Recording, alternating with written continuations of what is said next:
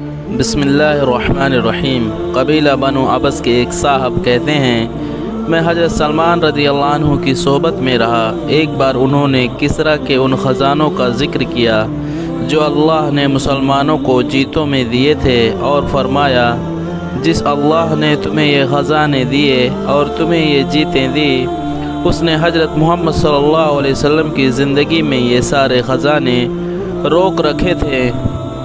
حالانکہ اللہ نے حضور صلی اللہ علیہ وسلم کو تمام خیرات و برکات عطا فرمائی تھی، اور صحابہ رضی اللہ عنہ اس حال میں صبح کرتے کہ ان کے پاس نہ درہم نہ دینار ہوتا اور نہ ایک مدت اناج۔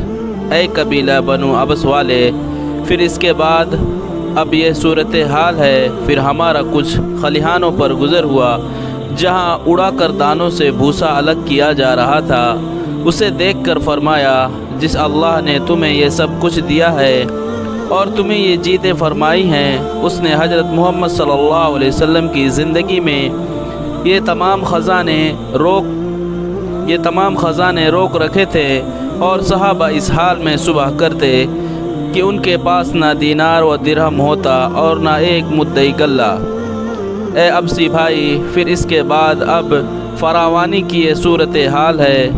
قبیلہ بنو عبس کے ایک صاحب کہتے ہیں، میں ایک بار حضرت سلمان رضی اللہ عنہ کے ساتھ دجلہ ندی کے کنارے پر چلا جا رہا تھا، تو انہوں نے فرمایا، اے قبیلہ بنو عبس والے، اتر کر پانی پی لو۔ چنانچہ میں نے اتر کر پانی پی لیا۔ پھر انہوں نے پوچھا، تمہارے اس پینے سے کیا دجلہ میں کوئی کمی آئی ہے؟ میں نے کہا، میرے خیال سے تو کوئی کمی نہیں آئی ہے۔ انہوں نے فرمایا، علم بھی اسی طرح سے ہے، اس میں سے جتنا بھی لے لیا جائے وہ کم نہیں ہوتا۔ پھر فرمایا، سوار ہو جاؤ۔ چنانچہ میں سوار ہو گیا۔ پھر گیہوں اور جو کے کھلیہانوں پر ہمارا گزر ہوا۔ انہیں دیکھ کر فرمایا، تمہارا کیا خیال ہے؟ اللہ نے ہمیں یہ جیتیں دے رکھی ہیں، اور اللہ نے یہ سب کچھ حضرت محمد صلی اللہ علیہ وسلم کے صحابہ رضی اللہ عنہ سے روکے رکھا۔ لو، کیا یہ جینتیں ہمیں اس لیے دی کہ ہمارے پاس خیر کا ارادہ ہے، اور ان سے اس لیے روکے رکھی کہ ان کے ساتھ شر کا ارادہ تھا؟ میں نے کہا، مجھے معلوم نہیں۔ انہوں نے فرمایا، میں جانتا ہوں، ہمارے ساتھ شر کا ارادہ ہے اور ان کے ساتھ خیر کا ارادہ تھا۔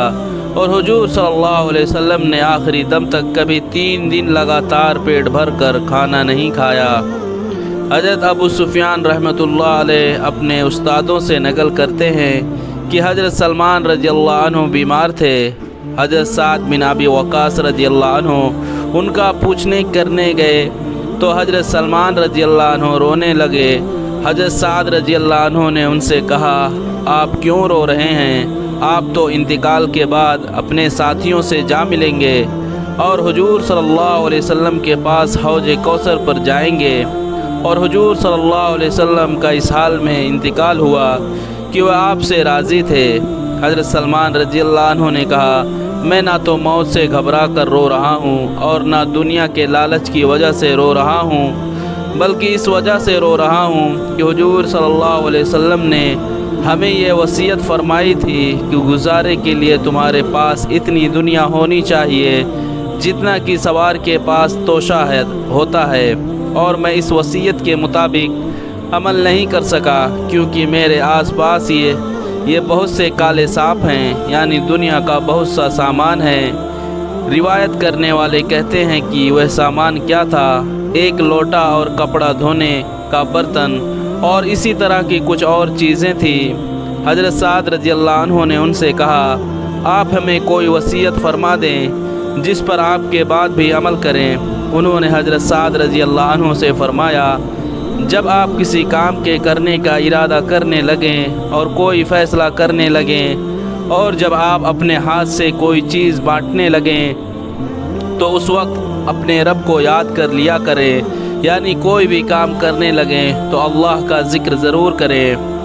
اور حاکم کی روایت میں یہ ہے کہ اس وقت ان کے چاروں اور صرف 3 برتن، کپڑے دھونے کا برتن، ایک لگن اور ایک لوٹا تھا۔ حضرت انس رضی اللہ عنہ فرماتے ہیں، حضرت سلمان رضی اللہ عنہ بیمار ہوئے تو حضرت سعد رضی اللہ عنہ ان کے پوچھنے کے لیے گئے تو انہوں نے دیکھا کہ حضرت سلمان رضی اللہ عنہ رو رہے ہیں۔ حضرت سعد رضی اللہ عنہ نے ان سے پوچھا، اے میرے بھائی، آپ کیوں رو رہے ہیں؟ کیا آپ حضور صلی اللہ علیہ وسلم کی صحبت میں نہیں رہیں؟ کیا فلاں فضیلت آپ کو حاصل نہیں؟ حضرت سلمان رضی اللہ عنہ نے کہا، میں ان دو باتوں میں سے کسی پر نہیں رو رہا، نہ تو دنیا کے لالچ کی وجہ سے اور نہ آخرت کو برا اور ناگوار سمجھنے کی وجہ سے، بلکہ اس وجہ سے رو رہا ہوں کہ حضور صلی اللہ علیہ وسلم نے ہمیں ایک وصیت فرمائی تھی۔ میرا خیال یہ ہے کہ میں اس وصیت کی پابندی نہیں کر سکا۔ حضرت سعد رضی اللہ عنہ نے پوچھا، حضور صلی اللہ علیہ وسلم نے آپ کو کیا وصیت فرمائی تھی؟ انہوں نے کہا، حضور صلی اللہ علیہ وسلم نے ہمیں یہ وصیت فرمائی تھی کہ تم میں سے ہر ایک کو اتنی دنیا کافی ہے جتنا سوار کا توشہ ہے، اور میرا خیال یہ ہے کہ میں حضور صلی اللہ علیہ وسلم کی مقرر کی ہوئی اس حد سے آگے بڑھ چکا ہوں، اور سوار کے توشے سے زیادہ سامان میرے پاس ہے۔ اور اے سعد رضی اللہ عنہ، جب تم فیصلہ کرنے لگو اور جب تم بانٹنے لگو اور جب تم کسی کام کا پکا ارادہ کرنے لگو تو ان تینوں وقتوں میں اللہ سے ڈرتے رہنا۔ حضرت ثابت کہتے ہیں، مجھے یہ بات پہنچی ہے کہ حضرت سلمان رضی اللہ عنہ نے طرفے میں 20 سے کچھ اوپر درہم اور تھوڑا سا خرچہ چھوڑا تھا۔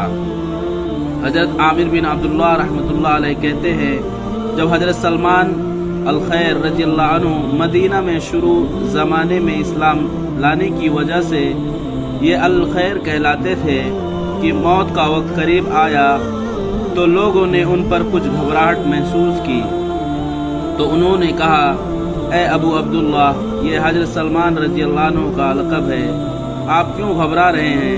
آپ کو اسلام لانے میں دوسروں پر سبقت حاصل ہے، اور آپ حضور صلی اللہ علیہ وسلم کے ساتھ اچھی لڑائیوں میں اور بڑی بڑی جنگوں میں شریک ہوئے ہیں۔ انہوں نے کہا، میں اس وجہ سے گھبرا رہا ہوں کہ ہمارے حبیب حضور صلی اللہ علیہ وسلم نے دنیا سے جاتے وقت ہمیں یہ وصیت کی تھی کہ تم میں سے ہر آدمی کو سوار کے توشے جتنا سامان کافی ہونا چاہیے۔ میں وصیت کی پابندی نہیں کر سکا، اس وجہ سے گھبرا رہا ہوں۔ حضرت سلمان رضی اللہ عنہ نے انتقال کے بعد جب ان کا مال جمع کیا گیا تو اس کی قیمت 15 درہم تھی۔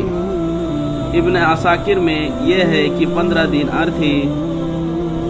ابن نویب میں حضرت علی بن بزیمہ سے یوں روایت ہے کہ حضرت سلمان رضی اللہ عنہ کے ترک کا سامان بیچا گیا تو وہ 14 درہم میں بکا۔ دوستو، ہماری یہ ویڈیو اگر آپ کو اچھی لگی ہو تو ہمارے چینل کو لائک اور سبسکرائب کریں۔